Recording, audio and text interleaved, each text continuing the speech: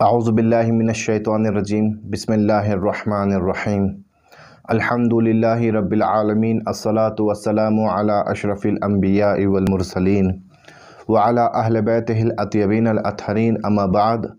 ناظرین اکرام، سلام علیکم ورحمۃ اللہ۔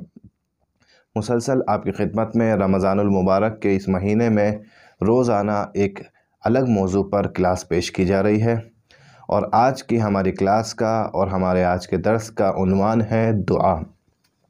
اور ماہ رمضان المبارک بھی دعاؤں کا مہینہ ہے، استغفار کا مہینہ ہے، عبادتوں کا مہینہ ہے، لہٰذا اس مہینے ہم آئیے دعاؤں سے بہتر آگاہی حاصل کرتے ہیں اور خود دعا کی معرفت حاصل کرتے ہیں کہ دعا اصل میں ہے کیا۔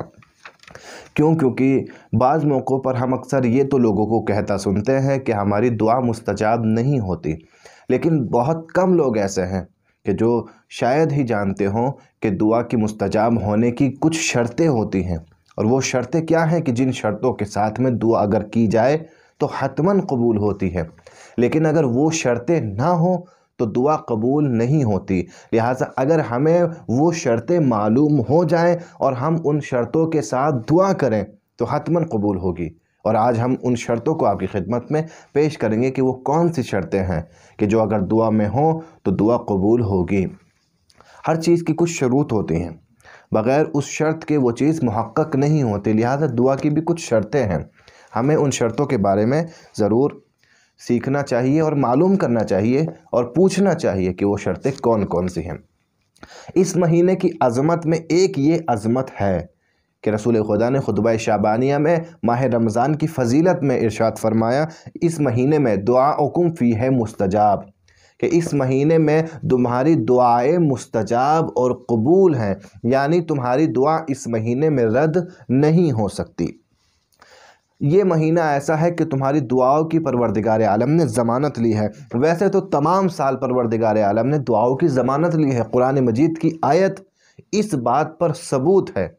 بسم اللہ الرحمن الرحیم، ادعونی استجب لکم، تم دعا کرو میں مستجاب کروں گا، تم مجھے پکارو میں تمہیں جواب دوں گا۔ قرآن کی یہ آیت کیا یہ نہیں بتا رہی کہ پورے سال اگر بندہ مومن خلوص دل سے خدا سے دعا کرے تو پروردگار اس کی دعا کو مستجاب کرے گا؟ پورے سال پروردگار دعا مستجاب کرنے کے لیے تیار ہے، لیکن رمضان میں خصوصیت کے ساتھ میں رسول نے کہا کہ اس مہینے میں تمہاری تمام دعائیں قبول ہیں، لہٰذا دعاؤکم فیہ مستجاب۔ رمضان میں ہر مومن کی دعائیں قبول ہیں، لیکن وہی ہمیں ضرورت ہے اس بات کو معلوم کرنے کی کہ دعا کی کیا شرطیں ہیں کہ جن شرطوں کے ساتھ میں دعا قبول ہوتی ہے، اور اگر وہ شرطیں نہ ہوں تو دعا رد کر دی جاتی ہے۔ سب سے پہلے تو یہ دیکھیں کہ دعا کسے کہتے ہیں۔ دعا کے دو معنی ہو سکتے ہیں۔ پہلی چیز، پروردگار عالم سے کسی چیز کو طلب کرنا، یہ ہے دعا۔ ہم کسی چیز کی پروردگار عالم سے کسی چیز کو طلب کر رہے ہیں، درخواست کر رہے ہیں کسی چیز کی، کسی چیز کو مانگ رہے ہیں اپنے لیے یا کسی اور کے لیے، لہٰذا اس کو کہتے ہیں دعا۔ دوسرا معنی پروردگار عالم کی دعا کا ایک ہے عبادت الہی، یعنی خود دعا کو عبادت کے معنی میں بھی استعمال کیا گیا ہے، یعنی اگر آپ کچھ مانگ بھی نہ رہے ہوں بلکہ پھر بھی آپ عبادت کی عنوان سے دعا کرنا چاہتے ہوں تو بھی یہ دعا عبادت ہے۔ کیونکہ ایسا کوئی انسان نہیں ہے کہ جو یہ کہے کہ مجھے کوئی بھی ضرورت نہیں ہے لہٰذا میں دعا نہیں کروں گا۔ اگر کسی کو ظاہراً کوئی ضرورت نہ بھی ہو تب بھی وہ دعا کرتا ہے، اپنی نجات کی دعا کرتا ہے، اپنے والدین کی مغفرت کی دعا کرتا ہے، اپنے بچوں کی کامیابی کی دعا کرتا ہے، تو یہ دعا بعض موقعوں پر عبادت کے معنی میں بھی استعمال ہوتی ہے، یعنی یہ دعا خود عبادت ہے۔ لہذا دعا کا ایک مطلب خدا سے طلب کرنا اور دوسرا مطلب خدا کی عبادت کرنا۔ لہذا اب ہم پڑھتے ہیں خدا نے دعا کو قبول کرنے کے لیے کن شرائط کو ہم سے مانگا ہے۔ وہ کون سی شرطیں ہیں کہ دعا میں ہونی چاہیے؟ پہلی شرط، یہ بڑے غور سے سننے کی بات ہے، اور اگر یہ شروط ہم ان شرطوں پر عمل کریں تو ہماری دعائیں قبول ہیں، اور دوسروں کو بھی ہم بتائیں اگر ان کے دعائیں قبول نہیں ہو رہی ہیں تو یہ شرطیں ہم انہیں بتائیں کہ بھائی ان شرطوں کے ساتھ دعا کریں۔ پہلی شرط، دل اور زبان کی ہم آہنگی، جو آپ کی زبان پر ہے وہ آپ کے دل میں بھی ہونا چاہیے۔ آپ ایسا نہ ہو، بعض موقعوں پر لقلقۂ زبانی ہوتا ہے، امام زمانہ کے ظہور میں تاجیل فرما، امام زمانہ کے ظہور میں تاجیل فرما، اور دل ہمارا اس دعا سے راضی نہیں ہوتا۔ لہٰذا پہلی شرط دل اور زبان میں ہم آہنگی ہونی چاہیے، اتحاد ہونا چاہیے، جو دعا زبان پر ہے وہ دل میں بھی ہونی چاہیے۔ بعض موقعوں پر ہم کہتے ہیں دل سے پروردگار ہمارے فلاں پڑوسی کی دعا کو قبول کر، فلاں پڑوسی کی مشکل کو آسان فرما۔ دل میں ہمیں ہوتا ہے کہ فلاں پڑوسی کی پریشانی دور نہ ہو، ہمیں اس سے معاذ اللہ حسد ہے۔ ایسا اگر ہے تو دعا قبول نہیں ہوگی۔ زبان اور دل میں اتحاد پہلی شرط ہے۔ دوسری شرط غیر خدا سے امیدوں کو منقطع کر لینا، یہ دوسری شرط ہے۔ میں خدا سے دعا مانگ رہا ہوں مگر مجھے امید ہے غیر خدا سے، میں اللہ سے دعا مانگ رہا ہوں مگر امید لگائے بیٹھا ہوں اپنے باس سے، یا پروردگار مجھے ترقی دلا دے، اور امید ہے پروردگار کاش میرا باس مجھے ترقی دے دے۔ لہٰذا غیر خدا سے امید کا ہونا بھی یہ دعا کی جو ہے عدم شروط میں شمار ہوتا ہے۔ یعنی اگر دعا میں اگر کہی جائے دوسری شرط کیا ہے؟ غیر خدا سے امیدوں کو منقطع کر لینا۔ دعا کی تیسری شرط کیا ہے؟ دعا کی تیسری شرط یہ ہے کہ دعا استغفار کے ساتھ ہونی چاہیے، یعنی دعا سے پہلے انسان استغفار کرے، پروردگار عالم سے اپنے گناہوں کی معافی مانگے۔ لہٰذا اس استغفار کے ساتھ میں اگر دعا ہو تو دعا قبول ہونے کے زیادہ چانس ہیں۔ تیسری شرط دعا کی استغفار کے ساتھ دعا ہونی چاہیے۔ چوتھی شرط دعا کی کیا ہے؟ دعا کی چوتھی شرط یہ ہے کہ دعا عمل صالح کے ساتھ ہونی چاہیے۔ اگر انسان دعا تو مانگ رہا ہے پروردگار سے مگر اس کا عمل خدا نخواستہ غیر صالح ہے تو اس کی دعا کیسے قبول ہوگی؟ مثال کے طور پر ایک چور دعا مانگ رہا ہے کہ پروردگار میرے رزق میں برکت عطا فرما، اور اس کا کام ہے چوری کرنا، تو جب اس کا عمل ہی غیر صالح ہے اس کی دعا وہ کیسے امید کر سکتا ہے خدا میری دعا کو قبول کرے گا؟ ایک افسر کا کام ہے رشوت لینا اور خدا سے دعا کرے پروردگار آج میرے رشوت میں اضافہ فرما، یہ دعائیں قبول نہیں ہو سکتی۔ کیوں؟ کیونکہ یہ دعا عمل غیر صالح کے ساتھ میں ہے۔ دعا عمل صالح کے ساتھ ہونی چاہیے، یہ چوتھی شرط ہے۔ عبادت کے ساتھ ہو، نماز کے ساتھ ہو، پاک دامنی کے ساتھ ہو۔ چوتھی شرط دعا کی دعا عمل صالح کے ساتھ میں ہو۔ پانچویں شرط دعا کی کہ دعا کرنے والا حرام لقمے سے دور ہو، حرام مال سے دور ہو۔ ہمارے یہاں جو بات مشہور ہے کہ اگر حرام کی کمائی کھاؤ تو دعا قبول نہیں ہوتی، بالکل درست ہے۔ انسان اگر حرام لقمہ کھا رہا ہے تو پھر اس کی یہ دعا اس مقدس بارگاہ تک نہیں پہنچ سکتی۔ کیوں؟ کیونکہ اس کا شکم، اس کا پیٹ حرام مال سے بھر چکا ہے۔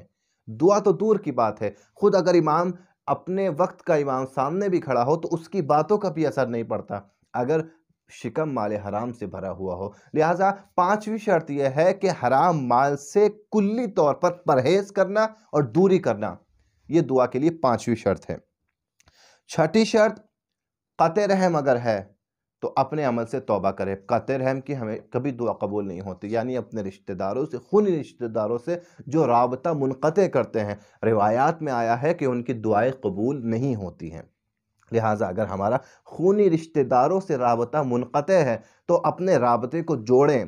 صلو ارحامکم ولو بالسلام، یعنی صلہ رحم باقی رکھو چاہے سلام کے ذریعے سے ہو۔ آپ اپنے خونی رشتہ داروں سے سلام دعا باقی رکھیں، حال و احوال باقی رکھیں۔ آپ اگر منقطع ہو گئے، اپنے رشتے کو ختم کر دیا، میں اپنے سگے بھائی سے نہیں بولتا، میں اپنے بھائی سے جو ہے بات نہیں کرتا، اتنے سال ہو گئے، تو ایسے بندے کی تو دعا قبول نہیں کرے گا خدا۔ خدا کہے گا پہلے جا کر اپنے بھائی سے بات کرو، پھر آ کے مجھ سے بات کرنا۔ کیوں؟ کیونکہ ہم نے تمہیں جس رشتے میں جوڑا تھا، تم اس رشتے کی جب قدر نہیں کرتے تو پھر کس طریقے سے میرے آگے تم آ کے دعائیں مانگتے ہو؟ لہٰذا خدا کا حکم یہ ہے کہ پہلے اپنے رشتہ داروں میں آپس میں صلح کرو، صلہ رحم برتو، پھر مجھ سے دعا کرنا۔ یہ ہے چھٹی شرط۔ اور ساتویں شرط حقوق کی ادائیگی۔ اگر ہماری گردنوں پر حقوق ہیں جو ہم نے ادا نہیں کیے تو پہلے انہیں ادا کریں پھر دعا مانگیں تاکہ ہماری دعائیں پروردگار عالم قبول کر سکے۔ تو یہ 7 شرطیں تھیں کہ جو دعا کے قبول ہونے کے لیے ضروری تھیں۔ اگر ان 7 شرطوں کے ساتھ دعا کی جائے تو دعا حتماً قبول ہوگی۔ تو یہ دعا کے بارے میں اب آخر میں ہم امام سجاد علیہ السلام کی ایک حدیث آپ کو بتاتے ہیں۔ امام سجاد فرماتے ہیں کہ دعا کے قبول ہونے کے طریقے بھی الگ الگ ہوتے ہیں۔ کبھی یہ نہ سوچے کہ میں دعا کر رہا ہوں کہ پروردگار مجھے فلاں چیز دے دے تو فلاں چیز ہی ملے گی تو میری دعا قبول ہوگی۔ بعض موقعوں پر دعا قبول ہو جاتی ہے لیکن اسی صورت میں نہیں ہوتی، کسی اور صورت میں ہوتی ہے۔ تو امام فرماتے ہیں پہلا طریقہ یہ ہے دعا قبول ہونے کا کہ دعا اسی صورت میں مقبول ہو جاتی ہے۔ دنیا میں آپ نے دنیا میں یہ چیز مانگی تو آپ کو وہ چیز مل گئی، آپ نے دنیا میں اولاد مانگی آپ کو اولاد مل گئی، آپ نے دنیا میں رزق مانگا رزق مل گیا۔ یہ پہلی صورت ہے۔ دوسری صورت دعا کے قبول ہونے کی، دعا ذخیرہ ہوتی ہے آخرت کے لیے۔ آپ دعا مانگ رہے ہیں لیکن آپ کی دعا ذخیرہ ہو رہی ہے، ایک خاص وقت پہ پروردگار آپ کو عطا کرے گا، مناسب وقت پر آپ کو دے گا۔ یہ دوسری صورت ہے۔ تیسری صورت، پروردگار عالم آپ کی دعا کے نتیجے میں کسی بلا کو آپ سے دور کر دیتا ہے۔ یہ بھی استجاب دعا ہے۔ آپ نے دعا مانگی، پروردگار عالم نے قبول کر لی، مگر اس کے بدلے میں کسی آپ کی طرف آنے والی بلا کو رد کر دیا آپ سے، تو آپ کی دعا قبول ہوئی ہے۔ آپ کو چاہے یہ ظاہراً لگے کہ آپ کو وہ چیز نہیں ملی، لیکن آپ باطن میں اور حقیقت میں یہ سوچیں کہ یقیناً اس دعا کے بدلے میری طرف آنے والی کسی مصیبت کو خدا نے مجھ سے ٹال دیا ہے۔ یہ بھی ایک طریقہ دعا کا ہوتا ہے۔ لہٰذا زندگی انسان کی تجربہ کرنے کے لیے ہے۔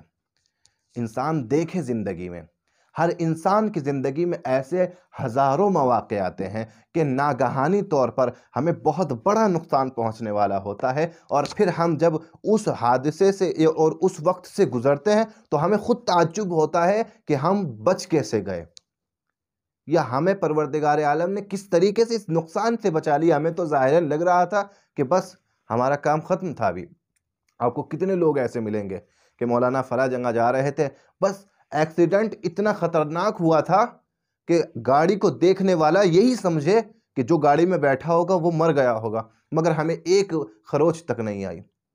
یہ پروردگار عالم واقعاً کیا دعاؤں کو قبول نہیں کرتا؟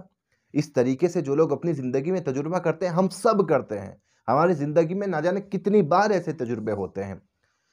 یہی ایک صاحب نے ہمیں بتایا، ان کے بچے ٹرین سے اتر رہے تھے تو اتنی مثلا ٹرین جو ہے اسپیڈ میں تھی، اور جب ان کے بچے اترے ہیں اور جب اسٹیشن پر گرے ہیں تو دیکھنے والے لوگ سمجھ رہے تھے کہ واقعاً چوٹ لگی ہوگی زیادہ اور مثلا زخم زیادہ آئے ہوں گے، لیکن یہ دعا کا نتیجہ تھا، یہ دعاؤں کا نتیجہ تھا کہ جو ہمارے گھروں میں ہماری مائیں ہمارے لیے دعا مانگتی ہیں، ہماری بہنیں ہمارے لیے، ہمارے عزیز ہمارے لیے دعا مانگتے ہیں، یہ ان کا نتیجہ ہے۔ جو ہم اپنے لیے مانگتے ہیں ان کا نتیجہ ہے کہ جب دیکھا تو ایک خروج بھی نہیں آئی۔